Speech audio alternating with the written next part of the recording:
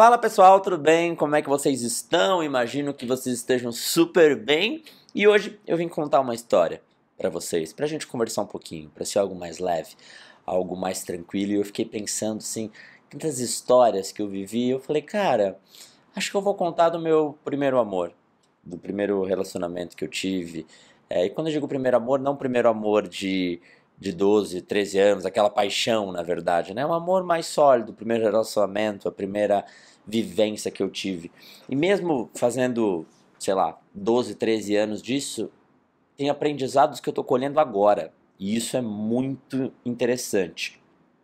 Eu conheci essa namorada um pouco antes de entrar na faculdade. Eu tinha 17 anos e eu queria, porque queria namorar alguém, porque eu queria namorar alguém, porque eu queria namorar alguém. E eu lembro que quando eu tava fazendo 18 anos, 17 para 18, então eu já tinha passado na faculdade, né? Eu já tinha passado na, como é que é? No vestibular. Eu faço aniversário em fevereiro, né? Então eu tava naquele assim, falta um mês para começar as aulas. Aí começa aquele grupo, na época de Orkut, começa aquele, se você não sabe o que é o Orkut, era uma rede social mais antiga. E aí entrando, conversando, tal, e eu super assim, quando eu fui assoprar minha vela, olha que louco, né? Parece uma história meio infantil, e talvez até seja, e eu não tenho vergonha disso, mas foi um momento muito especial pra mim, assim. Eu sinto saudade da ingenuidade que a gente tem às vezes com a idade. Saudade dessa esperança, dessa coisa ingênua, dessa felicidade mais pura, digamos assim. Aí eu fiz, isso óbvio que eu não falei pra ninguém, porque na época eu tinha vergonha. Falei, nossa, não vou falar pra alguém que eu fiz um pedido na vela, eu assoprei, eu lembro exatamente, eu assoprei a vela e falei, tomara que esse ano eu ache alguém legal pra ser uma companhia. Cara, não deu 1, 2, 3, 4 dias, eu já tava conversando com uma menina que por acaso tava um ano acima na faculdade, era minha veterana. E eu lembrava, assim, lembro agora dessa história pensando das conversas que a gente teve, assim, do quanto eu tava me descobrindo como ser humano. Então, assim, eu olho pra mim e falo, que fofo, Fred. A gente vai ficando mais duro com o tempo, vai ficando mais rígido, vai ficando mais protegido, vai ficando. É difícil, é um eterno que eu falo para vocês sobre se abrir. Se abrir é um eterno processo de volta a sentir, volta a sentir, volta a sentir, né? Volta a se abrir, volta a não se proteger tanto do mundo. Porque a gente acaba sofrendo por várias coisas e vai se fechando. Mas não dá para viver fechado para sempre, senão a gente perde grande parte das coisas da vida. Né? A razão traz segurança, mas é o coração que traz a felicidade, a descoberta, enfim. E aí, enfim, história vai, história vem, a gente começou a se falar, se viu no trote da faculdade. Na época que tinha trote de faculdade, eu não sei se tem hoje ainda, mas na época era bem agressivo o negócio. E tacam peixe em você, e não sei o que, e bullying, e não, tudo que dá pra fazer, fazia. Mas isso fazia parte, na época assim, dava medo, você ia pra faculdade com medo de fazer alguma coisa com você. Enfim, mas não sei como é que é hoje em dia. Hoje tem ainda ou não tem tanto? Mas enfim, era bem forte, assim. Você beijava alguém que você não tava muito afim, aí você tinha que passar bala na boca, aí você tinha que receber balde de ketchup na cabeça, mostarda, sangue de peixe, essas coisas todas assim. E aí eu lembro que eu sempre fui uma pessoa super envergonhada, super quietinha, assim. É, e apesar de ter meu jeito extrovertido, no fundo eu tenho uma vergonha muito interna, muito minha, né? E aí o que acontece? Aí foi o trote, passou por tudo aquilo, e eu olhando ela no trote, né? Durante o trote eu ficava olhando ela meio assim, ó, a gente tava se falando, vê se me trata bem, porque, né? E ela tinha que fingir que não me conhecia. Porque, pra não parecer que, ela tá dando bola pra ele, então vamos zoar mais ele, né? Alguma coisa assim. E aí, ok, trote vai, trote vem, recebi um monte de coisa na minha cabeça. Aí tinha aquelas faixas de cara mais bonito, menina mais bonita, da faculdade. E obviamente não recebi nenhum. E aí eu voltei pra casa e eu lembro que minha mãe veio me buscar no trote, porque eu tava cheio de ovo e farinha e peixe fedendo. Aí minha mãe abriu os bancos de trás do carro. A gente tinha uma Paraty, assim, bem, sabe aquele carro da Volkswagen? Nem sei se tem mais hoje em dia, acho que não tem mais. Abriu o banco de trás, eu fiquei lá atrás todo fedendo. E aí minha mãe levou, tipo, como se estivesse levando, sabe, eu tivesse num chiqueirinho ali atrás. Levei pra casa, tomei um banho e a gente combinou de ir no cinema à tarde. Falei, ó, ainda tô com cheiro de ovo, mas se você quiser ir no cinema, aí a gente foi. E eu acho que, cara, eu vivi toda aquela sensação de ir no cinema a primeira vez, será que beija, será que não beija? E quando eu lembro disso, eu falei, nossa, como a vida era doce, leve, né? De outra forma, ingênua, descoberta. Eu não sei se é uma coisa, agora sendo um pouco saudosista, se era uma coisa da minha época, de 10, 12, 13 anos atrás, que não tinha celular como é hoje, né? Tipo, 2008, 2009, 2008, não era o ano que lançou o iPhone, nem celular com câmera, rede social, não existia muito. Então era outro universo, era outra cabeça. Então eu não sei, eu sentia que a gente era mais ingênuo nessas coisas da vida, descobrindo. Hoje as pessoas têm 13 anos e já sabem tudo. Com 13 anos eu não queria nem saber de menina, eu queria jogar videogame e correr, jogar bola e comer cachorro quente com batata palha no aniversário dos amigos, era isso.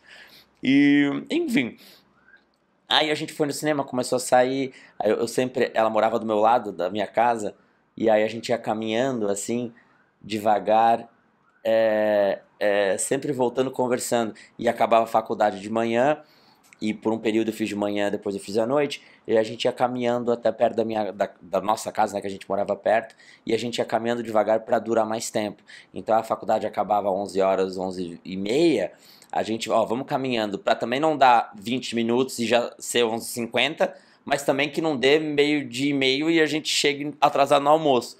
Então, assim, essas coisas, nossa, me traz uma lembrança muito boa da, da juventude, né? Repito, da ingenuidade de amar. E aí, ok, papo vai, papo vem, aquelas coisas, a gente começou a se relacionar e minha janela do meu quarto dava pra ver a janela do quarto dela. E cidade pequena, você sabe como é, né? Tem aquela coisa meio... era uma cidade tipo Blumenau, Santa Catarina, e é uma cidade menor, não é pequena, claro, mas é menor do que São Paulo, que eu moro hoje em dia, né? Bem menor, deve ter uns 300 mil habitantes. Para quem mora numa cidade de 10, 20 mil, é uma cidade grande, né? Mas quem mora em capital é uma cidade menor. Aí eu olhava na janela do meu quarto e via a janela do quarto dela, assim, e. Ai, como era legal, cara. E aí a gente. E sabe o que é engraçado? Não sei se você consegue sentir isso. Não é saudade da pessoa. Hoje tá casada, vivendo a vida, tá tudo bem. É mais a sensação de, tipo, como era gostoso sentir essa bobiça, digamos assim. E aí o que a gente fazia? Às vezes eu deixava ela em casa, ou às vezes era caminho, eu subia no meu apartamento antes e ela ia no dela. Às vezes eu deixava lá, às vezes ela subia sozinha. E aí eu falava, ó, quando você chegar em casa, acende a luz do teu quarto, que daí eu sei que você chegou. Porque o telefone era mais caro, a gente não ficava ligando como é hoje, 1 hora falando telefone. Era uma, tipo, putz, gastei muito. Gastar muito de telefone era um ativo, né? Hoje você pode gastar, mas antigamente assim, caramba, gastei R$ 200 porque a gente ficou 1 hora no telefone, tinha essas coisas. Então eu falava, avisa, aí mandava SMS ainda, né? Então, ó, cheguei. Aí a gente mandava aqueles 2 pontinhos e asteriscos, que era o beijo, e beijo de arroba era beijo de língua, assim. Era muito engraçado, porque não tinha emoji, né, na época. E aí eu lembro de toda essa sensação, sabe? Dessa descoberta do cinema, de festa de faculdade, da descoberta. E eu acho que eu era um pouco atrasado, em alguns sentidos, assim, sabe? Atrasado, digo, mais bobo, mais sem noção. Eu tive uma adolescência tardia um pouco na minha cabeça, assim. Eu acho que eu fui mais adolescente no sentido de curtir as coisas da vida, de agora vou, sei lá, tomar um porre, vou descobrir algumas coisas. Eu fiz isso mais dos 22 aos 25 do que eu fiz dos 18, 17 aos 22, entendeu? Então eu acho que eu tive essa liberdade tardia. E, cara, foi muito legal, assim, foi um relacionamento muito legal. Assim, eu tenho muito carinho, eu acho que é essa palavra. E é talvez uma coisa que eu acho que pouco falei pra ela. Então, e isso é bom ver porque a gente também tem nossas histórias, né? Histórias de amor, histórias de vergonha, por que não falou, agora o tempo passou, né? Falar, digo assim, de carinho mesmo, de falar, pô, que legal, foi um momento muito bom, a gente cresceu junto, a gente lembrou de várias coisas especiais. Eu lembro que eu acabei terminando a relação porque eu tava um pouco nessa coisa meio de quero curtir a vida, quero morar em São Paulo, quero fazer outras coisas, querendo me descobrir, querendo testar, querendo ver as coisas de uma forma diferente. E não me arrependo, foi a escolha certa naquele momento. Mas eu lembro assim exatamente que foi, a gente terminou, é, cara, que louco, assim, terminou no estacionamento da faculdade, era todo de barro o estacionamento, eu lembro. Estavam construindo aquela área e eu sempre parava lá. Por quê? Porque era mais longe, eu usava o carro da minha mãe às vezes, e era mais longe onde eles estavam construindo. E como eu não dirigia muito bem na época, eu falei, eu vou parar mais longe, que daí parando mais longe tem mais vaga, né? Do que parar concorrido ali, foi a galera buzinando, e eu não era uma pessoa tão... Eu nunca fui muito bom em nada assim da vida, tipo, eu não era uma pessoa boa no esporte, boa em dirigir, eu era, né, o negócio era mais cabeça, sensibilidade e tal. E aí eu lembro que quando eu fui dar uma carona pra casa na volta, falei, ó, a gente precisa conversar e tal. Aí você fica aquele dia inteiro pensando como é que eu vou falar, mas eu não quero magoar a pessoa. E, e aí foi. Aí logo depois ela se relacionou, eu também me relacionei com outra pessoa e foi seguindo. Eu lembro que nossa, eu lembro que eu fiquei mal, assim, porque logo depois ela se relacionou com outra pessoa, acho que 2 semanas depois, alguma coisa assim. E eu fiquei, meu, cara, como é que ela esqueceu tão rápido? Né, você fica naquele controle, naquela possessividadezinha. E, e aí fui aprendendo, assim, que, tipo, a pessoa tinha que viver. Se eu terminei, eu não quero que a pessoa viva. E aí eu aprendi uma coisa muito legal com ela, porque depois de um tempo eu quis voltar. Eu não lembro quanto tempo depois. Foi antes dela se relacionar com outra pessoa, claro. 10 dias depois, falei, ah, mas será? Vamos conversar. Tipo, mas ainda naquela dúvida, eu não tinha segurança para bancar o não. Eu falei não, mas falei, será? Daí. E ela falou assim: agora que eu tô me recuperando. E eu fiquei debaixo do prédio dela esperando um tempinho, assim, tipo, umas 3 horas debaixo sozinho ali esperando ela chegar. Porque eu achei que ela ia chegar, sei lá, do trabalho 7 da noite, chegou umas 9, alguma coisa assim. E aí eu falei: ó, é. Eu.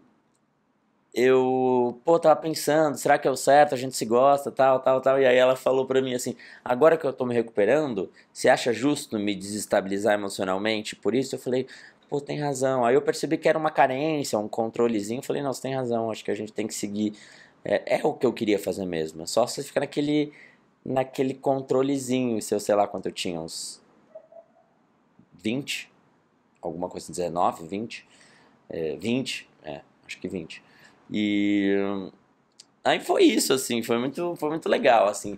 E acho que o mais legal desses amores é o aprendizado que a gente tem, né? A gente aprende muito. E o que mais me tocou nessa história para dividir com vocês é como era gostoso.